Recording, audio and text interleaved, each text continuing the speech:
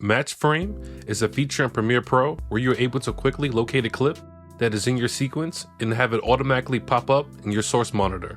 A scenario where you would use this feature is if you were editing a sizzle reel and the client or producer wanted you to quickly pull up a clip that is already in your timeline.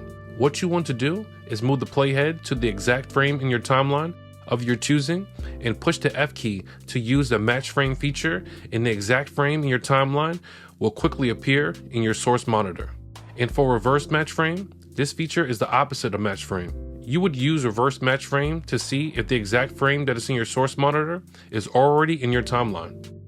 To use this feature, make sure that your timeline is open and make sure that the tracks in your timeline are enabled. You will know that the tracks are enabled if the tracks are blue.